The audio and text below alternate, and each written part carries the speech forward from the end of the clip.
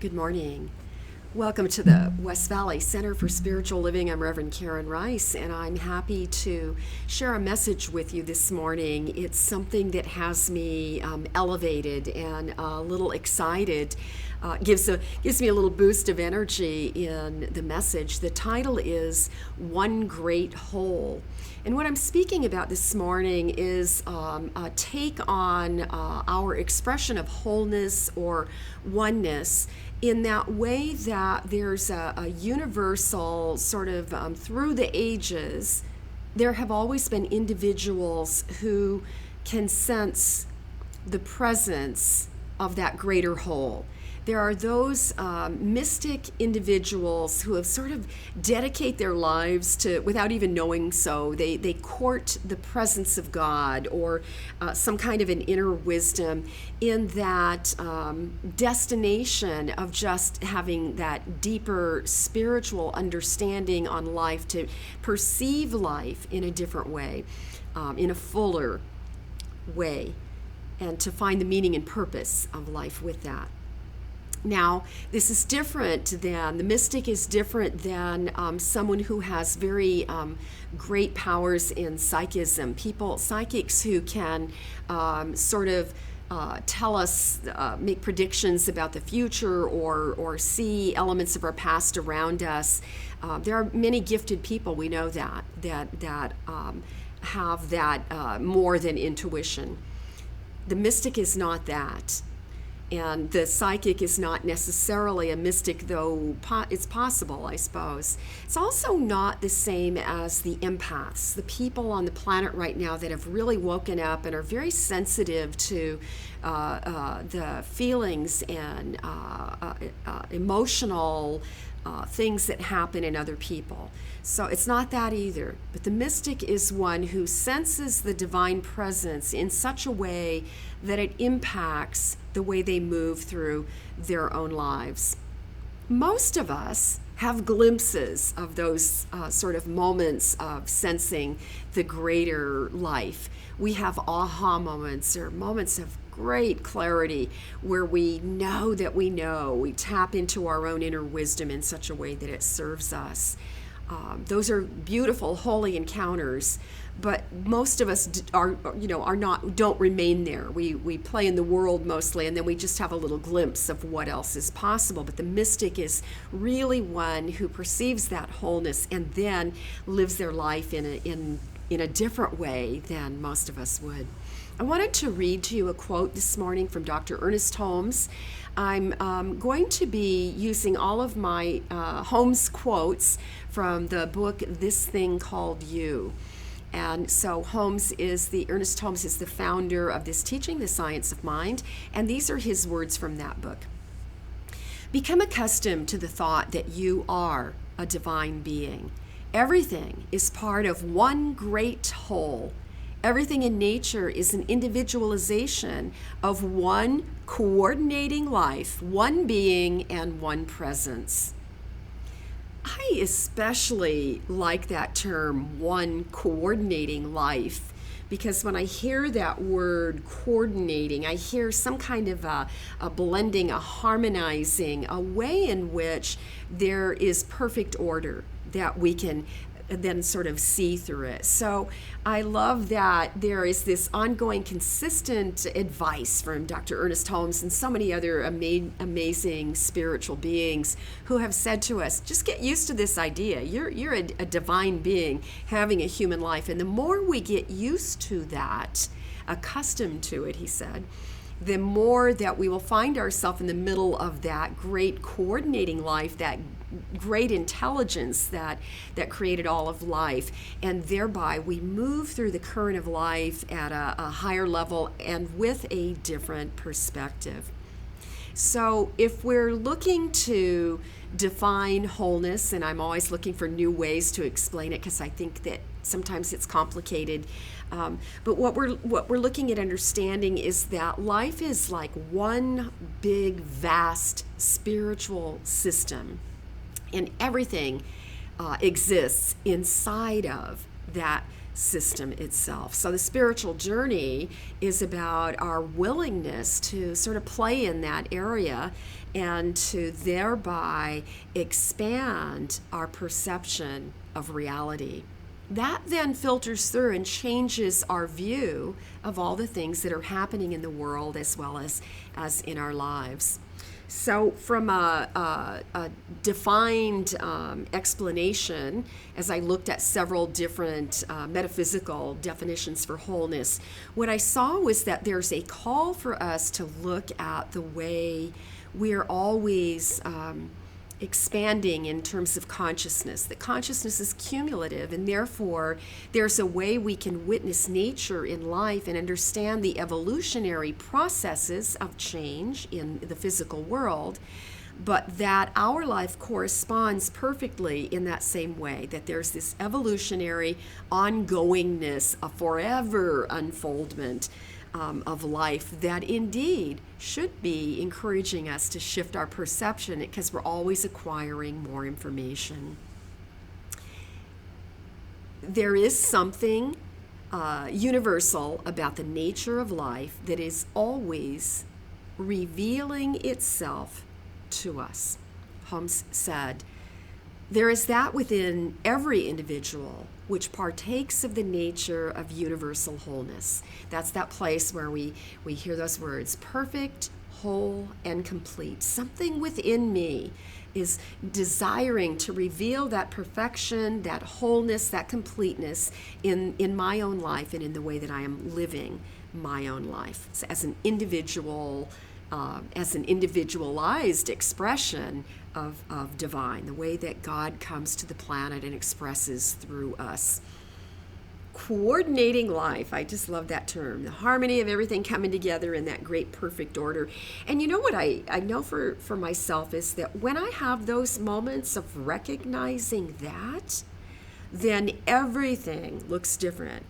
Nothing feels out of order because we have sort of contacted the highest order in that sort of divine realization, in that way of just knowing, sensing, perceiving life at a higher level. So each and every one of us is capable of broadening our perspective, of getting a closer look at the whole scheme of things. And when we do that, infinite possibilities are indeed revealed because we can see a little more than we did before. John Muir, the great naturalist, once said, "When we try to pick out anything by itself, we find that it's hitched to everything else in the universe." So I find those words encouraging. I very much like contemplating these ideas. And also, I'm really aware that there are times in my own life where I'll get a glimpse of something, but I can't hang on to it. And later I can feel backed into a corner. There's a way that, sometimes life is harsh and suddenly we feel in a corner, and for me that implies that we've lost our peripheral vision. We can only see because we're only focusing on the immediacy of whatever's happened in our life. We can only see that. And then we have that position of feeling like we have to choose the lesser of two evils, and that's just a terrible way to go through life. That's sort of that Socrates position of trying to choose your poison. So for Socrates, he either had to drink the hemlock or he had to get out of Athens. And because his personal integrity was so important to him, if he left Athens, it would make him look like he had done whatever he was accused of, and he refused to do that, so he drank the hemlock. But what I'm saying this morning is that we don't have to drink the hemlock, that there are lots of other ways we can pause and breathe and look to notice that the peripheral vision opens up and we can see lots more choices in front of us when we don't react too quickly. Life is seldom an either-or experience. I do think that prayer prayer is one of the best gifts we have, because the words of prayer can shift our perception very quickly. When I pray, I am looking to ground myself in greater truths, to get my life and my perception, my thinking mind, to get myself grounded in truth. And so prayer has that way of doing that very quickly. And we have such a beautiful method of prayer. We call it spiritual mind treatment. And it's affirmative prayer. And it is about, seeing what's not working and then affirming the opposite of that, beginning to imagine in your own mind what it is that feels like is missing, because nothing is ever really missing or limited. It's that our ability to notice the divine in front of us that can be tricky at times. So the purpose of prayer is for us to see and to feel and to sense and to just know that right where we are is the full presence of God, right where we are, and that we are always enveloped in this vast, universal, this spiritual system of life, and that system is an energetic of God's unconditional love. The greatest force in the universe is that unconditional life. So if I have a glimpse of that love, even a tiny glimpse of that love, I will be restored to the memory of it, and then that shifts something inside of me, and then everything I look at out there looks a little bit different because it's sort of colored in love. So no matter what you're moving through, then you're moving through your stuff at a different vibrational level, sort of with a different lens of viewing it. So it doesn't matter if it's a job search, or you're waiting for escrow to close on a loan, or you're taking care of a loved one who's ill. It doesn't matter if maybe it's just a desire to take a stand for some social cause that's very important to you personally.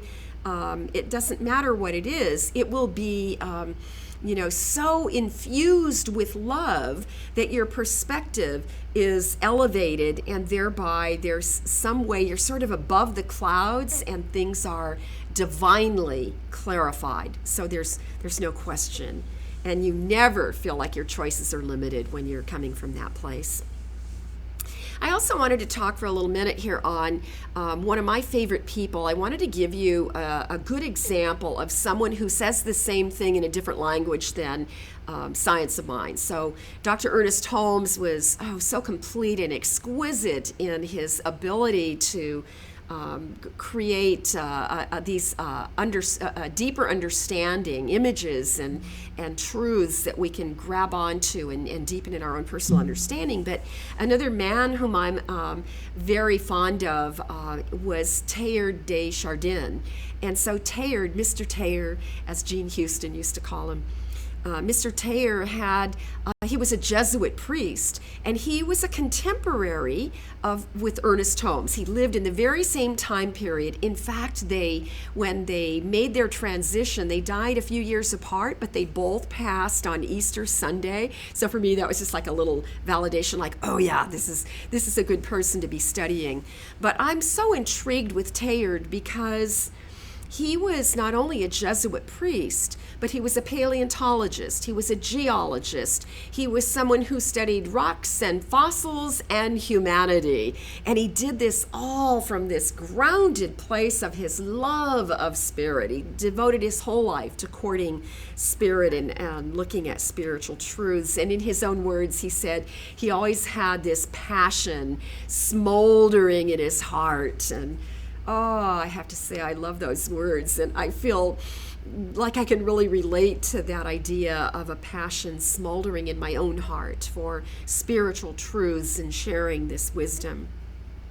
Like Dr. Ernest Holmes, Teilhard de Chardin devoted his entire life to refining his own thought based on what he studied.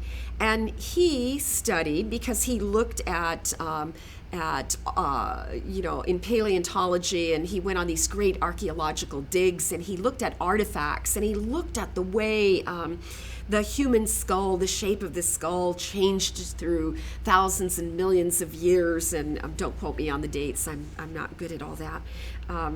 But he had what he had that was unique and that fits beautifully with Holmes, because Holmes has this idea of emergent evolution.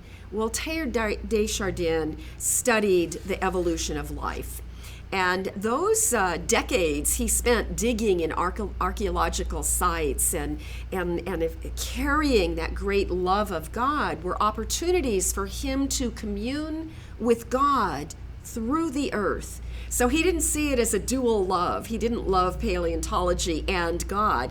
He saw that his study of the earth gave him a closer, more intimate communion with the divine. Is that exquisite? I love that. And so what he could understand as he put all of that together into one great whole was that there were patterns in nature and patterns that presented over time that give us evidence of the way humanity, the consciousness of humanity, has evolved, along with the very same patterns in nature that show us how nature evolves, that it's one and the same. And we certainly have seen things change in the past couple of years. We've watched our lives go through tremendous change. I had a really cool experience. I had a visit from my son who lives in California, and he came on Friday, and it was a short turnaround trip, but he came alone, and there's something really special of having your adult children alone. You know, often it's with their spouses and their children, and I love all of that too. But boy, I treasure a moment of one evening alone in conversation with my son was just so good for my soul. And so we were talking about the changing times, and Robert said to me, Mom, think about this. In the last 40 years, let's say from 1980 to today, so that's 41 years, he said, think back to 1980. Think about your life in 1980, and I'll bet you're doing that right now. How different is your life? How different do you think than you used to think 40 years ago? And I immediately can tell, I can tell you I have a distinct knowing that I don't think the way I used to 40 years ago. And then he said, but let's flip that around and look back 40 years before 1980. 1939, what was happening in the world in 1939? And I immediately think of, I see pictures of how my mother dressed in, well, it was the 40s, the pictures that I'm thinking of, but the way the trends in clothing were different. What we knew about, think of the telephone, how different the telephone was in the 1930s and the 1940s. Transportation. The automobile, just look at pictures of cars on the road in the 1930s, then look at pictures of cars on the road in the 1980s compared to what we see now. Oh, now we understand how drastic the change in trends and styles have been, but it reflects the change in human consciousness over those same time periods. And when I think of cars in the 30s, I always think of a story my dad told me that my grandma Skelly, his mother, she quit driving in 1936 because the traffic got too bad in Pasadena, California. So, yeah, things change. And I think that when we put it in perspective like that, we begin to see some ways of really appreciating that, yes, we're going through a big change, but there have been a lot of big changes in all of our lives that predate our own existence. Mr. Teilhard recognized that by studying millions of years of change, that there has to be something that consistently holds all of life together. That's an important thing for us to think about right now, that there has to be something that holds everything together, no matter what's going on in the world, no matter what the trends look like, no matter what century we're living in. And he called that a convergence of spirit and matter. His theory was that in order for life to continue, it has to advance. And therefore, and this just tickles me, this is important, as life evolves, it puts a demand on human consciousness to also evolve. We cannot stay the same. And so that feels beautiful for me to sort of integrate my belief that consciousness is cumulative. It always has been, right? We could have always gotten air, the physical sciences always could have gotten an airplane in the air, but until the consciousness of humanity developed enough to understand it and apply principles to it, we couldn't do it. So Teilhard studied rocks and fossils and humanity, and he recognized in the big whole of things that it's the very idea of struggle that causes humanity to flourish. The things that happen that we call struggle or difficult are the very things that cause us to be creative, and they push us toward deeper experiences and deeper understandings of life. And I do think that one of the calls and one of the reasons I so deeply appreciate this work of Teilhard de Chardin is because he consistently said one thing. He always asked himself the same question: how do we hold things together in an evolving, changing world? I think it's important that there are certain questions we should ask ourselves again and again. Dr. Ernest Holmes asked himself daily, what is God? What is my understanding of what God is? Because day by day, we should have a larger understanding of tomorrow of what God is than we did today. Right? So I love that idea that your God is too small, because when you wake up tomorrow and you apply the wisdom of today, you will have a greater understanding and a different view even of what God is. So Teilhard was the same way. Teilhard asked the same questions again and again. And I love this particular question: how do we hold things together in an evolving and changing world? And the reason I love it is because this was his answer. We can only do that through God. We can only do that through an enhanced spiritual awareness of life. There is a consistency that can only be found in God. And so now think about this. The God that was the presence of infinite wisdom in 1939 has not changed, did not grow, did not get smarter. It is the same infinite intelligence, the presence of life, the creative activity of life itself that was present in 1980, and it is the same intelligence that is present today. It lives and moves and has its being in us. What changes is us. What changes is the consciousness of humanity. And therefore, everything, including us, we are an important part of one great whole.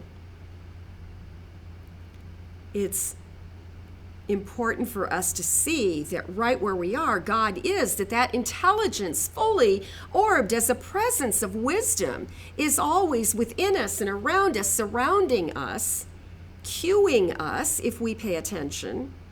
And there are moments when we get caught up in the polarized opposites, the loud voices on the planet, and we begin to have judgments and opinions. And when we're looking out, and whatever we're looking at, if we're condemning it or naming it foolish or unwise, then what we're doing is we are focusing on what is foolish or what is unwise instead of returning to that infinite intelligence that's right where we are, and then that skews our perception so that we are only clearly seeing what is unwise, and we are becoming a little less wise. So we want to really monitor our own responses to what's going on in the world. Do not forget, this is like pure Vilfredo Pareto, the Pareto's principle, the 80-20 principle, that yes, we have 20% of the population, 10% over here, 10% over here. They're all allowed and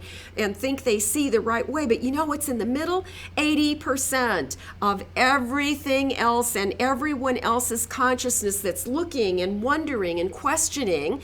And we are the 80% that can ground us all so that we are not caught up and too distracted by what's going on. Now, don't get me wrong. It is the distractions and the loudness that will ultimately create the change and the breakthroughs that we require in order to develop more compassionate ideas and ways in which we move our beings around the planet.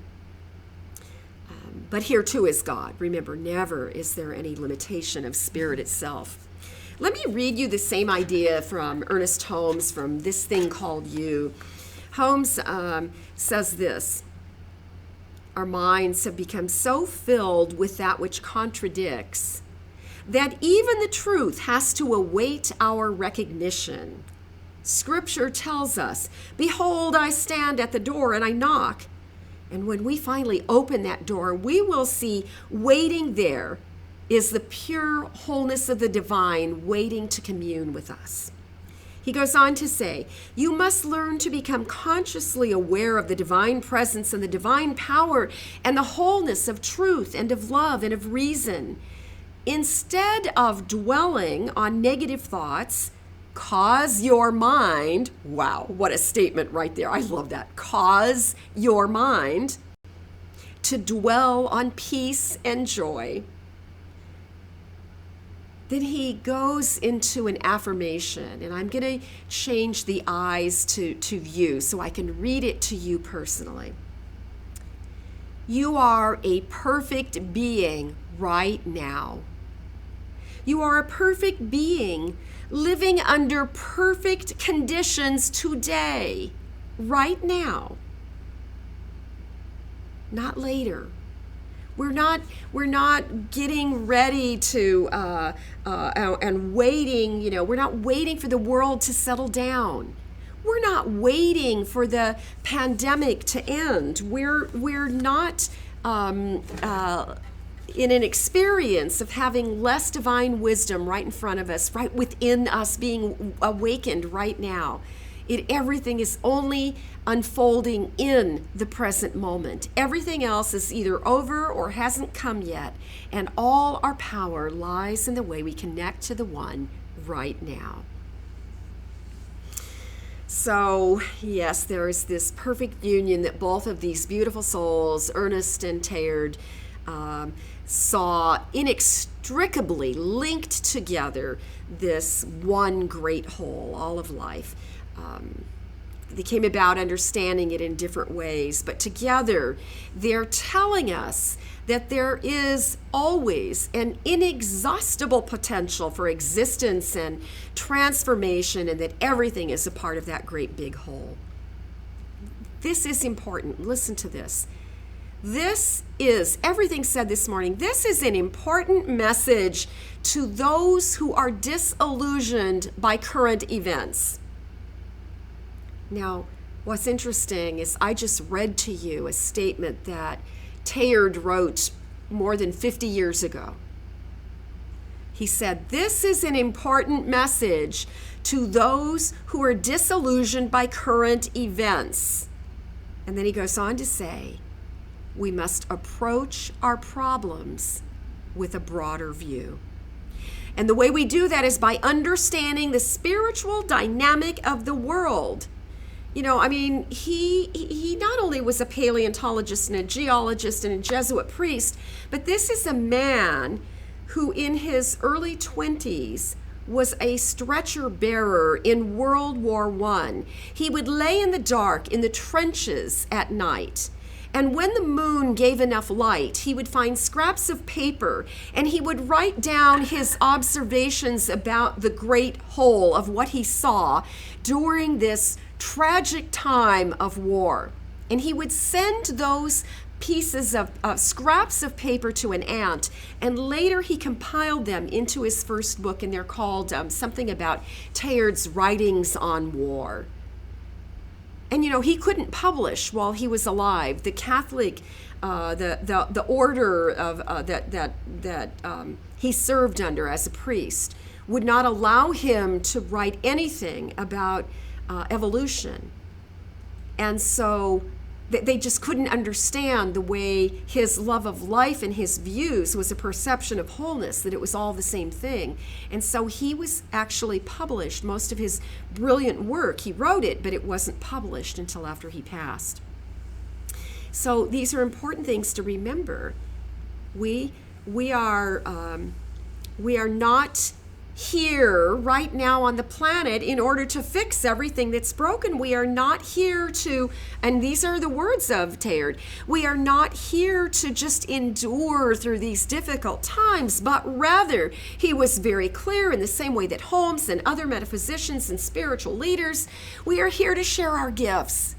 This is a time for us to refine our God-given gifts, to use them and expand them and develop them so that they can be of great use on the planet right now.